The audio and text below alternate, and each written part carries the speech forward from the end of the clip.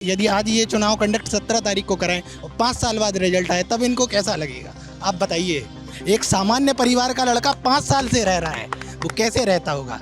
मैं एक पान वाले का लड़का हूँ सर, 5,000 रुपये में महीने से रहता हूँ। आप बताइए, आप सोच के। सरकार ने 5 साल में इतना निचोड़ दिया है, इतने परेशान हो गए, समझ में नहीं आता कि वैकेंसी भर्ती करने के लिए निकलती है कि घोटाला करने के लिए निकलती है। श्योरिटी की बात यह है कि जब हम 18 साल से इनको झेल रहे हैं, मामा हर बार वादा करते हैं लेकिन पूरा आज तक नहीं किए। अगर किसी नए को मौका मिलेगा तो एक बार बर्बाद तो होना ही है। अगर एक बार इनसे बर्बाद होकर देख लेते, शायद हो सकता है ये काम कर दे। 3.5 साल के कार्यकाल में कोई अच्छी चीज़ रही? हाँ, अच्छी चीज़ उन्होंने की है कि एक सौदा किया था विधायक खरीदने का, ये अच्छा काम था। अब वो अच्छा काम एक और कर रहे हैं कि हमारी माता बहनों को खरीदना चाह रहे हैं 1,000 रुपये देके, ये उनका एक अच्छा काम है। वो कह रहे हैं हमने राम मंदिर बनवाया, तो मध्य प्रदेश के लोगों को राम मंदिर से कितना फायदा हुआ ये बताइए। मंदिर से बेरोजगारी हटे ना हटे, लेकिन भावनात्मक रूप से तो लोग जुड़े हुए हैं। हिंदू की आस्था की सर ने बात करी, मंदिर अपनी जगह है, लेकिन एक बात बताइए, मेरे बेटे को या हमको रोजगार नहीं मिलेगा तो हिंदू धर्म आगे कैसे बढ़ेगा? आप सिर्फ नारे लगाने से धर्म बढ़ेगा? आपको रोजगार देना पड़ेगा। अगर रोजगार होगा तो मैं ज़्यादा कथा प्रवचन कर सकता हूँ, मैं मंदिर में जाके दक्षिणा चढ़ा सकता हूँ, लेकिन मेरे को रोजगार ही नहीं है। हर रूम में आप जाएंगे तैयारी करें, वो मंदिर मिलेगा उनके रूम में, लेकिन क्या हमारा रोजगार मिल सकता है क्या? ये सरकार को तो, इनका बेटा तो अमेरिका में पढ़ रहा है, हमारे शिवराज जी का बेटा तो अमेरिका में पढ़ा, लेकिन आज ये देखिए ये सारे रोड पे हैं, इनके पास हालत देखिए हमारे युवाओं की क्या हालत हो रही है। किसी ने एक बहुत अच्छी बात बोली ना कि लोगों को इतना निचोड़ दो कि उनको लगे कि जिंदा रहना ही विकास है। तो यहाँ पे तो हमको लग रहा है कि जिंदा रहना ही सरकार ने सोच लिया कि विकास है।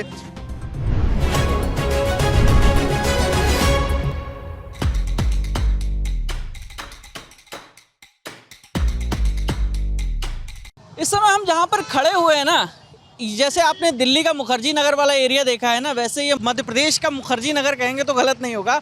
शहर का नाम है इंदौर और यहाँ पर पीएससी, एमपीपीएससी, यूपीपीएससी और यूपीएससी, तमाम जो अलग अलग स्टेट के एग्ज़ाम हैं या यूपीएससी के एग्ज़ाम है उसकी लोग तैयारी करते हैं। स्टूडेंट से बात करेंगे, उनके मुद्दे समझेंगे, आखिर उनके मुद्दे क्या हैं। बेरोज़गारी का एक बड़ा मुद्दा है इस चुनाव में, और अभी तक जो कांग्रेस का मैनिफेस्टो आया है उसमें बेरोज़गारी को लेकर बात की गई है। बीजेपी का मैनिफेस्टो अभी फ़िलहाल आया नहीं है, तो यहाँ पर बात करते हैं। चलिए आप इसे शुरू कर लेते हैं।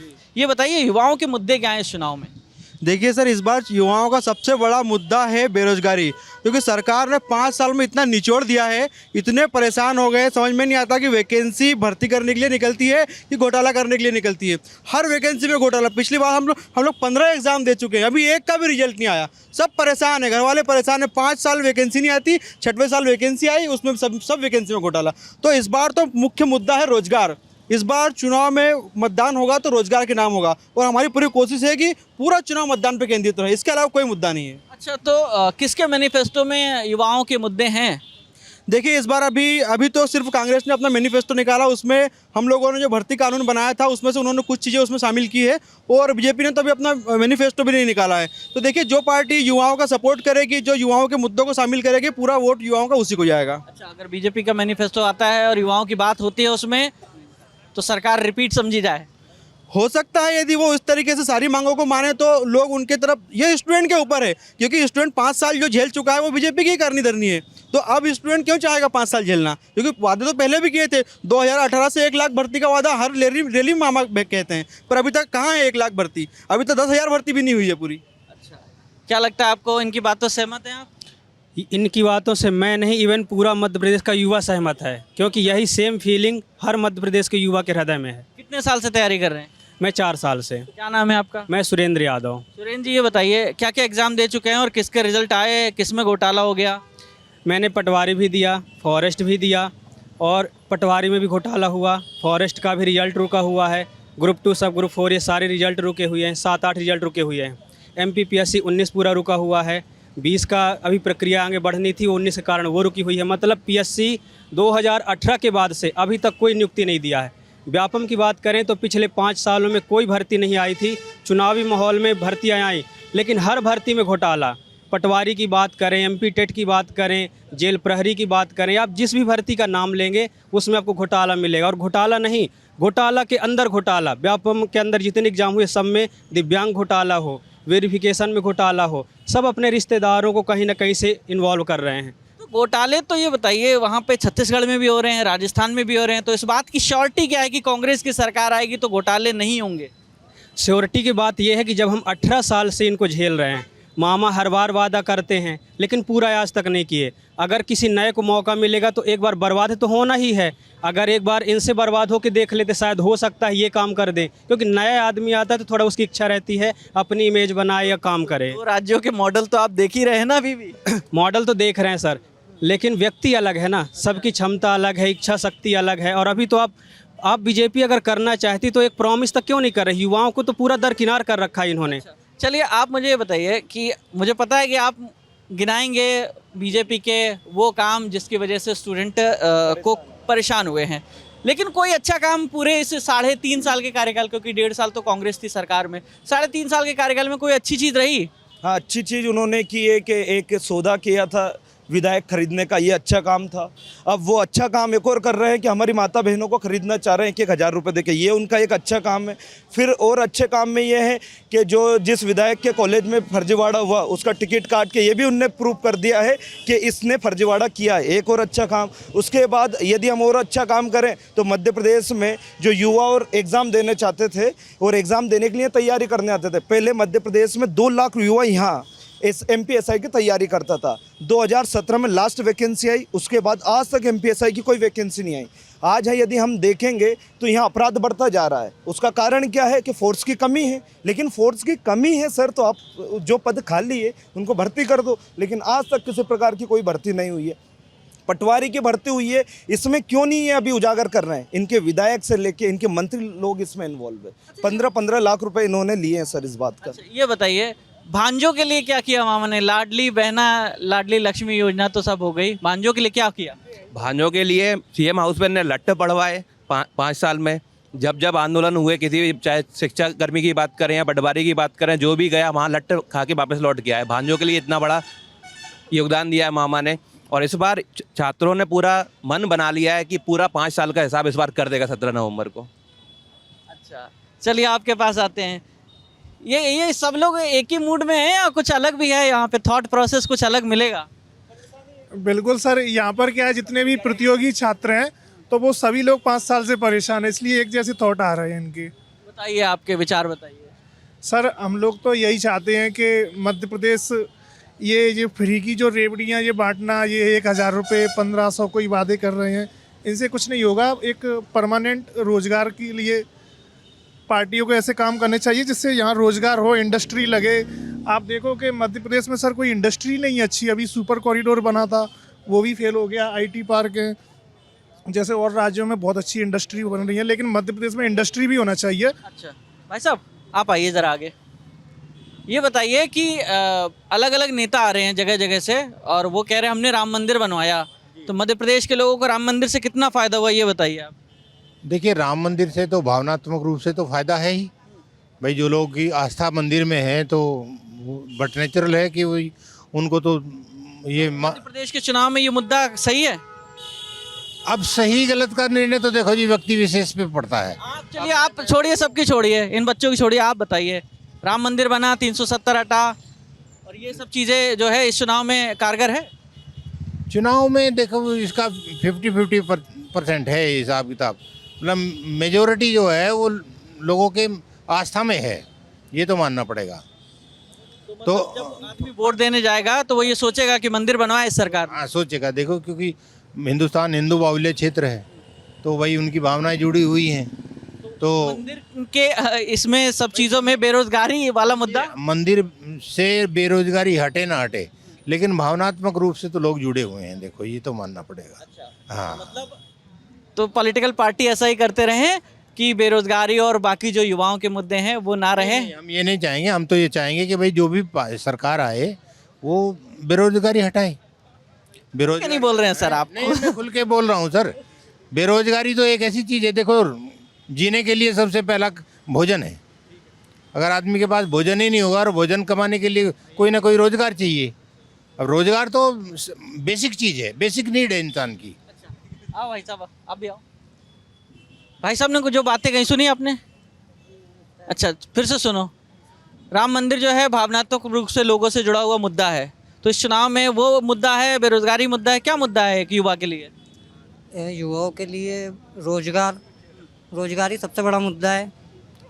कैसे मिलेगा रोजगार?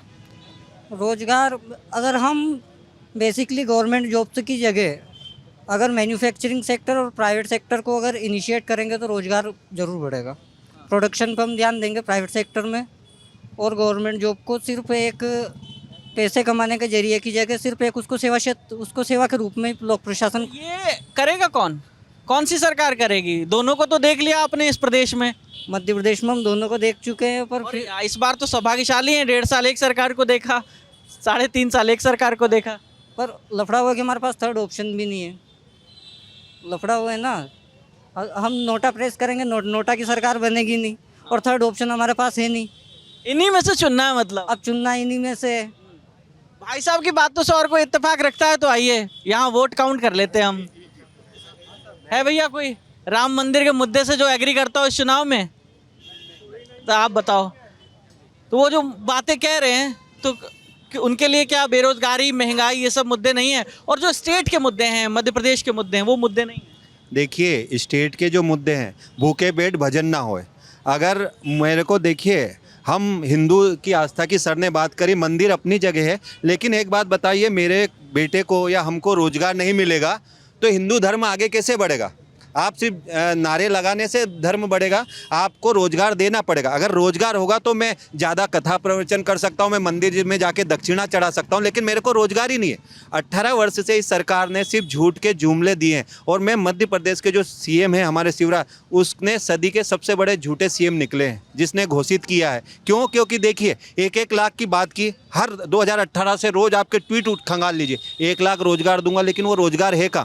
आज जो आप बोल रहे थे कि भांजों को क्या मिला, भांजों को मिले यहाँ पे मध्य प्रदेश में लठ, इतने लठ मिले। जब हम भोपाल तक गए हैं अपनी मांग लेके, उस बार हर बार या तो हमको जेल की हवा खानी पड़ी है या हमको लठ पड़े हैं। तो इसलिए धर्म अपनी जगह, हम सब आस्था रखते हैं धर्म में। सारे किसी को भी यहाँ सारे मंदिर जाते हैं, हर रूम में आप जाएंगे तैयारी करें, वहाँ मंदिर मिलेगा उनके रूम में। लेकिन क्या हमारा रोजगार मिल सकता है क्या? ये सरकार को तो इनका बेटा तो अमेरिका में पढ़ रहा है, हमारे शिवराज जी का बेटा तो अमेरिका में पढ़ा, लेकिन आज ये देखिए, ये सारे रोड पे हैं, इनके पास हालत देखिए हमारी युवाओं की क्या हालत हो रही है। बताइए सर, क्या कह रहे हैं? ये मान नहीं रही लोग। नहीं, देखो, मैं ये चाह रहा हूँ कि आपने जो तर्क दिया उससे कन्विंस हो, तो थोड़ा सा पावरफुल तरीके से अपना तर्क दीजिए। नहीं, मेरा कहने का मतलब ये है, देखिए, रोजगार तो पहली प्राथमिकता है, ठीक है, लेकिन हम ये भी नहीं नकार सकते कि भाई मंदिर जो बना है उसमें लोगों की आस्था को हम नकार नहीं सकते। आस्था तो है, आदेश में बना है ना, मंदिर किसी ने बनवाया है क्या? वो तो सुप्रीम कोर्ट के आदेश नहीं बना। बहुत सारी चीजें होती हैं देखो,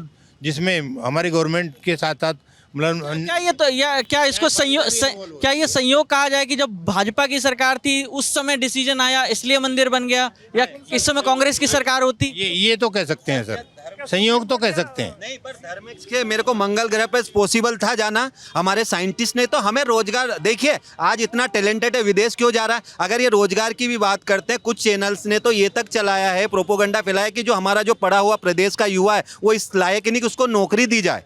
आपका तो हम लल्लन टॉप का तो धन्यवाद करते हैं, जिसने पटवारी फर्जीवाड़े को सबसे पहले स्कीम को बाहर निकाला। तो ये इस तरह के मुद्दे हैं, इनको देखिए, धर्म हमारी जगह, हमारी आस्था, आज भी मैं जाऊंगा, लेकिन धर्म को राजनीति में नहीं लाना चाहिए। आपको रोजगार देना पड़े, सरकार इससे भाग नहीं सकती। धर्म के नाम पे रोज प्रोपोगंडा चल रहा है, आपने सारे लोग बनाए। बेरोजगारी के लिए कितने आपने पंचायतें की, कुछ नहीं किया, सब जगह आज इनके पास नदारत है। देखिए, इसीलिए ये चाह रहे कि धर्म को मुद्दा बनाए, लेकिन युवा ने, मध्य प्रदेश के युवा ने ये ठाना है कि हम धर्म को मुद्दा बनने ही नहीं देंगे। यहाँ कोई लाडली बहना है क्या? वो देखो भैया, कोई आसपास है, बात कर ली जाए। 1000 रुपए से 3000 का बिल जमा करने किसी को बुला लिया भैया, अगर आसपास कोई हो तो उनकी भी राय। हाँ, तो आप कुछ कह रहे थे सर? देखिए, धर्म और सर रोजगार दोनों पृथक मुद्दे हैं सर। आप जिस जगह पर अभी खड़े हैं सर, वो मध्य प्रदेश लोक सेवा आयोग के लिए एक हब माना जाता है। आप अभी जैसे आपने अपने संदर्भ में कहा, संबोधन में कहा कि मध्य प्रदेश का मुखर्जी नगर है, तो हम सब छात्र यहाँ पर रहते हैं और एक बड़ी संख्या में रहते हैं, तो उनकी सर सबसे बड़ी प्राथमिकता है रोजगार। और मध्य प्रदेश लोक सेवा आयोग की परीक्षा 2019 से रुकी हुई है अभी तक, और उसका कारण ओबीसी आरक्षण। सर, ओबीसी आरक्षण एक राजनीतिक मुद्दा है जिसको सरकार 5 साल से लगातार बढ़ाती जा रही है सर। आप 2019 से आज 2023 आ गई है सर, तो इन 5 साल हम सिर्फ राजनीतिक महत्वाकांक्षाओं के कारण हम इस 5 साल को, आज मेरी उम्र 22 से 27 साल हो गई है, तो इसकी जवाबदेही सर किसी ना किसी की तो बनती है सर। तो ये जातिगत जनगणना का जो वादा किया है अपने मैनिफेस्टो में कांग्रेस ने, उससे सहमत है? वो होनी चाहिए क्या? सर देखिए, जातिगत जनगणना सर एक पृथक मुद्दा है सर, और ये उन पर डिपेंड करता है सर। ये मतलब इसके पक्ष, सकारात्मक पक्ष भी हैं सर, उसके नकारात्मक पक्ष भी हैं सर। तो उनको सर, हम छात्र अभी इस समय हमारी पहली प्राथमिकता सर वो है सर, रोजगार ही है सर। आप इत्तेफाक रखते हैं जातिगत जनगणना से? देखिए, जातिगत जनगणना केवल पॉलिटिकल वो है, बाकी इसका अब मान लिया जो बेरोजगार है वो जब अप्लाई करता है वो तो खुद ही लिखता है कि मैं किस कम्युनिटी से हूँ, ठीक है नहीं? कि जातिगत जनगणना हो जाएगी तो सबको, जनगणना अगर हो जाती है और उसके बाद उसके अकॉर्डिंगली डिसीजन लिए जाते हैं तो उस चीज़ का बेनिफिट मिलेगा। अच्छा, क्या इस बार ऐसे महसूस हो रहा है कि बदलाव की ज़रूरत है? आपको क्या लगता है? देखिए, बदलाव तो हमेशा होना चाहिए, क्योंकि रुका हुआ पानी जो है वो हमेशा गंदा होता है, चलता रहना। सीएम का चेहरा या पार्टी है? सीएम का चेहरा या पार्टी, क्या बदलाव होना चाहिए? मतलब सीएम को तो हम देखिए, मैं कुछ इस बारे में ज़्यादा क्लैरिटी नहीं बोल के सीएम है सर, 18 साल सीएम रहे हैं नहीं, आपके। नहीं, वो तो हैं, सीएम साहब ने काम अच्छे किए हैं, लेकिन कहीं मतलब वो हर आदमी के लेवल पे, पैरामीटर पे सही उतर रहे हैं, वो अलग, एक अलग मैटर है। देखिए, आपका वोट अपनी चॉइस से रहेगा, आपके लिए क्या किया इस सरकार ने वो बताइए ज़रा। अब मैं तो सर रिटायर्ड आदमी हूँ, मेरे लिए तो रोजगार जो है, मेरे आने वाली जनरेशन के लिए आवश्यकता है रोजगार की, ठीक है ना? बाकी सुरक्षा, महिला सुरक्षा है प्रदेश में? महिला सुरक्षा तो बिल्कुल है सर, महिला सुरक्षा के लिए भैया इत्तेफाक नहीं रखता सर की बात से? देखो, महिला सुरक्षा सर यहाँ नहीं है। अभी यहाँ कुछ समय पहले इंदौर को 24 घंटे खोला गया है। सबसे ज़्यादा हमारे जो गृह मंत्री है उनका ही बयान आया कि यहाँ ड्रग का व्यापार चालू हो गया। एक नया जो यहाँ नशा नहीं होता था आज तक, वो नशा भी यहाँ चालू हो गया था। यहाँ आप देखोगे जितनी भी MNC जो है छोटी मोटी, यहाँ उसके आसपास गांजे का व्यापार, ड्रग्स का व्यापार, और हर एक थाने में सर फोर्स की कमी है, और जो ये यहाँ का गुनाहगार है वो बढ़ते जा रहे हैं। अभी मैं बताऊं, एक लड़की जॉब करके आ रही थी, वो फ़ोन से बात करते हुए, उसका रूम इतने ही दूर था, फ़ोन लेके भाग गए लोग। और उसके बाद क्या हुआ सर कि हम थाने में गए, वो लड़की गई, उसने बोला कि सर मेरा फ़ोन लूटा गया है। तो वहाँ क्या रिपोर्ट क्या लिख रही पुलिस कि गुम हुआ है सर। तो इस तरीके से हमारी जो पुलिस विभाग है वो भी नहीं चाहता है कि हम इस अपराध को बताएं, और अपराध हर एक क्षेत्र में हर रोज़ हो रहा है। यहाँ का मैं बताऊं, जिस जगह पे हम खड़े हैं, यहाँ 4 से 5 लड़कों ने बाइक पे, सिर पे कुछ बाइक लगाने पार्किंग में कुछ झगड़ा हो गया और चाकू मार के हत्या कर दी। यहीं पास में भोलाराम उस्ताद मार्ग ये ख़त्म होता है, वहाँ पर इनका कुछ 4-5 लड़कों का झगड़ा हुआ है, ईगो आया साथ में, स्टिक से मार के उस लड़की की वहीं हत्या कर दिया। वो सब लोग, ये बताइए कि चलिए हम मान लेते हैं कि ये सरकार चली गई, अगली नई सरकार आ गई है ना, कांग्रेस की आ गई, मान लेते हैं आप जैसा कह रहे हैं, फिर 1 साल बाद ऐसा तो नहीं होगा, ऐसे ही हम लोग खड़े होंगे, ऐसे ही चर्चा कर रहे होंगे उस सरकार को भी लेके? नहीं सर, हर एक को एक मौका दिया हमने, विरोध में उतने ही जितने स्वर से आप बोल रहे हैं उससे शायद दुगनी आवाज में बोलेंगे, उनके सामने भी खड़े रहेंगे। वो हमारे बपोती थोड़ी है, हम वोटर है, जिस दिन वोट डालने जाते हैं वो दिन हमारा है, उसके बाद हम विपक्ष का काम करेंगे, चाहे किसी की भी सरकार बने। अच्छा काम है, स्वागत है। यदि छात्रों को आपने इग्नोर किया तो छात्र भी आपको फिर बेरोजगार कर देंगे। अभी आपको बेरोजगार कर रखा हमने, 18 साल से हमने बाहर बिठा रखा है। आपका एक कोर वोटर है, लेकिन फिर भी यदि बाहर बिठा रखा तो वो हम ही लोग थे, और इनको यदि सत्ता में लाया है तो वो भी हम ही लोग थे, वही युवा था। लेकिन आज युवा ठगा हुआ महसूस कर रहा है। सर यहाँ जो युवा है, अब मैं यहाँ का थोड़ा सा बता देता हूँ, मैं एक किसान का लड़का हूँ। यहाँ जो आता है पढ़ने, मध्यम वर्गीय गरीब वर्गीय किसान का बेटा है। यहाँ किसी के पास यदि आप बात करोगे 15 बीघा से ऊपर ज़मीन निकल जाए, और 15 बीघा ज़मीन में भी क्या पैदावार हो रही है वो आप खुद जानते हैं। या सोयाबीन दो फसल है नाम मात्र की सर, उसमें भी सारी चीज़ें पैदावार ना के बराबर। उसके बावजूद वो माता पिता भेजते हैं कि बेटा एक बार तू तैयारी कर ले, क्योंकि ये एक माध्यम है, एक माध्यम है मेरी स्थिति, मेरे घर की स्थिति सुधारने का। क्योंकि मेरे को यदि सरकारी विभाग मिलेगा या जहाँ भी मेरे को रोजगार मिले, एक विभाग मिलेगा, तो मेरे माता पिता जिस दरिद्री में अभी तक रहे हैं मैं शायद उसे बदल सकूं। लेकिन आज भी हम एक सपना लेके आते हैं सर, एक बैग लेके आते हैं, रुमाल में हम रोटियां जब रख के लेके आते हैं, तो वो सपना मेरा अकेले का नहीं है, मेरे माता पिता, मेरे घर परिवार का भी। ताली बजाओ, नॉन स्टॉप बोल रहे हैं, ऐसे लग रहा है कि इलेक्शन में भाई खड़े हैं, मुद्दा है वो छात्र है सर, छात्र। लेकिन वाकई में वास्तव में मुद्दा धारा प्रवाह बोल रहे हो आप, बिना रुके, बिना किसी स्क्रिप्ट के, बिना टेलीप्रॉम्प्टर के। सर ये दुख है, मुद्दा तो है ना, क्योंकि परेशान है सभी परेशान है, तो सबके अंदर भरा हुआ है। पिछले 5 साल से इतना भरा हुआ है कि वो अब जिससे पूछेंगे वो निकलेगा, भर भर के निकलेगा, इतना निचोड़ चुके हैं। ये कहा ना कि लोगों को किसी ने एक बहुत अच्छी बात बोली ना कि लोगों को इतना निचोड़ दो कि उनको लगे कि जिंदा रहना ही विकास है। तो यहाँ पे तो हमको लग रहा है कि जिंदा रहना ही सरकार ने सोच लिया कि विकास है, बाकी तो सब ऐसा है कि मर ही रहे हैं। लोग तो रोज मरने की सोचते हैं, स्टूडेंट तो रोज मरने की सोचता है, क्या करे? 5 साल 6 साल कब तक तैयारी करेगा? अच्छा चलिए यहाँ से, हाँ क्या कुछ कहना चाह रहे हैं? सर हम लोग मतलब एक गलत फहमी है जो वो दूर करना चाह रहे हैं कि हमारी सरकार से ये मांग नहीं कि हमें रोजगार दे ही दो। सरकार एक रोजगार के अवसर तो सृजित कर सकती है सर, इतना तो सर क्षेत्राधिकार सरकार का है, पर आप वो रोजगार के अवसर ही सृजित नहीं कर पा रहे हैं अभी तक। और जो रोजगार के अवसर सृजित करने में जो बाधाएं आ रही हैं सर, उनको भी आप दूर नहीं कर पा रहे हैं सर। तो हमारी यही मांग है कि आप रोजगार के अवसर सृजित कीजिए, हमारे अंदर क्षमता होगी तो हम वो रोजगार प्राप्त करेंगे, नहीं तो हम वोटिंग। बट आपकी एक जिम्मेदारी है कि आप रोजगार के कम से कम अवसर सृजित तो करें। अब अधिकार मांग रहे, वोट का अधिकार है, भीख थोड़ी मांग रहे सर। अब सर वही बात है सर, आपने एक घोषणा पत्र दिया था जिसके आधार पर आपने हमसे कुछ वादे किए थे, लेकिन अगर आपने वो वादे पूरे नहीं किए हैं तो हमारी एक जिम्मेवारी बनती है सर। अब हमारे पास दूसरा तो विकल्प कौन सा है सर? हम विपक्ष के पास जाएंगे, दूसरे किसी और को मौका देंगे सर? फिर हम अगर वो सरकार भी हमारी पूरी वो मांग है पूरी नहीं करती है सर, तो सर हमारी तो यही है कि हम सर आवाज़ उठा सकते हैं, मांग उठा सकते हैं और अपने मत का प्रयोग अगली बार कर सकते हैं सर। तो यही है सर हमारे पास एक ये सरकार की सबसे बड़ी समस्या ये है कि ये प्रॉब्लम मानती नहीं है। यदि आप आवाज़ उठा रहे हो, यदि ये वो जगह है जहाँ पर मध्य प्रदेश का सबसे बड़ा आंदोलन भर्ती सत्याग्रह हुआ था, उसके बाद सरकार उस समस्या के सोल्व के लिए काम नहीं करेगी, मुद्दे को भटकाने के लिए, डाइवर्ट करने के लिए काम करती है। ये तो कांग्रेसी हैं, ये तो फलाने ढिमके, तो समस्या को मानती नहीं है, डाइवर्ट करके और चलना है। आज मध्य प्रदेश की हालत ये बन गई कि आप दिल्ली से आएँ, आपको मध्य प्रदेश दिखेगा व्यापम का व्यापार चल रहा है यहाँ पर। लगातार एक के बाद एक पेपर लीक होते हैं, धारा प्रवाह आप देखिए, हर साल कैलेंडर बदलता है, कोई नया पेपर लीक यहाँ पे होना ही है। पटवारी के ऊपर आपने इतनी रिपोर्टिंग की थी, सबने ग्राउंड पे देखा था। आज पटवारी में देखिए आप क्या स्थिति है। उसके पहले टीटी भर्ती परीक्षा, कांस्टेबल भर्ती परीक्षा, कृषि भर्ती परीक्षा, उसके पहले मेडिकल भर्ती परीक्षा। तो व्यापम में व्यापार चल रहा है और बाकायदा व्यापम के अंदर जो माफिया और दलाल शिक्षा के बैठे हैं।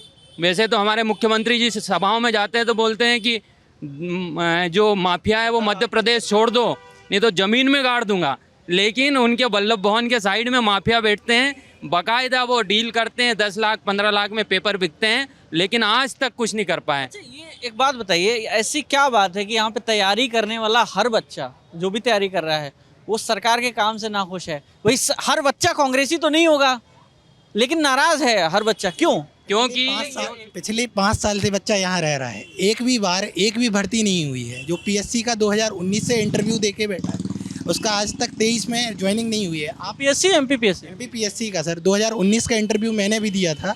यदि आपको 23 तक, यदि आज ये चुनाव कंडक्ट 17 तारीख को कराएं और 5 साल बाद रिजल्ट आए, तब इनको कैसा लगेगा? आप बताइए। एक सामान्य परिवार का लड़का 5 साल से रह रहा है, वो कैसे रहता होगा? मैं एक पान वाली का लड़का हूँ सर, 5,000 रुपये में महीने से रहता हूँ। आप बताइए, आप सोच के एक बार। इनको सोचना चाहिए कि जो ये जुमलों से हट कर थोड़ा रोजगार पे बात करें। धर्म एक बहुत बड़ा मुद्दा है, लेकिन रोजगार उससे भी बड़ा मुद्दा है। बच्चा खाएगा नहीं तो धर्म के नाम पे क्या करेगा? इस सरकार में केवल एक ही काम हो रहा है, वो है क्या? धर्म के नाम से आपको माइंड से डाइवर्ट करें और आपको रोज़गार की कोई बात नहीं, दूर दूर तक कोई रोज़गार का नामो निशान नहीं। मैं युवाओं से एक ही अपील करूंगा कि वो परिवर्तन लाएं और एक बार दूसरी सरकार को मौका दे के देखें, ताकि खैर ये वो प्लेटफॉर्म नहीं है, ये अपने सोशल मीडिया पे करेगा। लेकिन ये बताइए क्या नाम है आपका? दीपक यादव। दीपक जी कहाँ से हैं, किस विधानसभा क्षेत्र? दमू से हूँ सर। आप अपने यहाँ परिवर्तन लाइए, या हम वो प्लेटफॉर्म नहीं दे रहे फिलहाल। हाँ, सरकार ने इस प्रदेश के युवाओं को दिया क्या है? प्रदेश के युवाओं को व्यापम दिया है। आज देखिए प्रधानमंत्री जी जब राजस्थान जाते हैं तो पेपर लीक की बात करते हैं, वहाँ पर कानून की बात करते हैं, और उसी दिन एमपी आए, एक शब्द नहीं निकला, मौन हो गए बिल्कुल। आप चाहते हैं प्रधानमंत्री पटवारी भर्ती परीक्षा पे भी बोले? आज युवा है, इतना बड़ा वोटर है। आज आप देखिए हम चंद्रमा पे पहुंचने की टेक्निक हमने ढूंढ ली, लेकिन एक निष्पक्ष परीक्षा हम नहीं करा पा रहे हैं। ये सरकार के ऊपर कितना बड़ा सवाल है। और प्रधानमंत्री जी यदि राजस्थान में जाके बात कर रहे हैं कि हम सिस्टम बनाएंगे, तो आप एमपी में क्यों नहीं बनाते? प्रधानमंत्री जी को अंतर्राष्ट्रीय मुद्दों पर बोलने का बहुत शौक है। सीरिया में क्या हो रहा है, इजराइल में क्या हो रहा, उनको बड़ी चिंता रहती है, उनको अंतर्राष्ट्रीय नेता बनने की बड़ी। लेकिन मध्य प्रदेश में क्या हो रहा है? 2014 से आप केंद्र में बैठे हैं, एक कानून नहीं ला पाए, आप एक एजेंसी नहीं बना पाए जो छात्रों की, युवाओं की एक एग्ज़ाम ले पाए। हर बार कोई एजेंसी को पकड़ के लाते हैं, कमीशन मिलता है सरकार को, एजेंसी को पकड़ के लाएंगे, एजेंसी पेपर लीक करेगी, यहाँ से अपना बोरिया बिस्तर पैक करके राजस्थान में ठेका ले लेगी, वहाँ पे पेपर लीक होगा, बिहार चली जाएगी, वहाँ पे होगा, यूपी चले जाएगी, उनका धंधा चल रहा है और ये कमीशन चल रहा है। आप सोचिए कि यदि सरकार का इसमें इन्वॉल्वमेंट नहीं होता तो लगातार पेपर लीक क्यों हो रहे? मध्य प्रदेश के सीएम पिछले 2 साल 3 साल से लगातार 1 लाख पद का जुमला दे रहे हैं, 1 लाख पदों पे भर्ती कर दूंगा, 1 लाख पदों पे भर्ती कर दूंगा, सबको रोजगार दे दूंगा। आज क्या हालत है? 1 लाख पदों पे वैकेंसी निकली नहीं, और निकली उसमें से भी 5 से 6 हज़ार पदों पे नियुक्ति हुई है, रिजल्ट नहीं आया। 2018 में मध्य प्रदेश में शिक्षक की भर्ती होती है, उनको विचारों को रिजल्ट नियुक्ति लेने के लिए नीलम पार्क में धरना देना पड़ता है, महिलाओं को मुंडन कराना पड़ता है, तब जाके अपने छोटे छोटे बच्चों को लेके धरना देना पड़ता है, तब जाके उनकी नियुक्ति होती है। तो ये स्थिति है मध्य प्रदेश। तो मांग जो है बहुत साफ है। मांग है, पहली मांग है कि जो पेपर लीक हो रहे हैं उस पर लगाम लगे, भर्ती का कोई सिस्टम हो, नई परीक्षाएं हो, भर्तियां हो, और जो पुराने रिजल्ट हैं, पेंडिंग रिजल्ट हैं, वो निकले, और रोजगार पर बात हो, ना कि राम मंदिर जैसे मुद्दों पर, ना कि 370 के मुद्दे पर। उसका भी मौका मिलेगा, 2024 में चुनाव है, मुझे लगता है उसमें इन सब की बातें होंगी तो वोटर ज़्यादा प्रभावित होंगे। तो इस समय यहाँ पर हमारे कैमरे के पीछे हमारे साथी अमितेश हैं, मेरा नाम है विकास वर्मा। देखते रहिए दिल्ली ललन टॉप। शुक्रिया।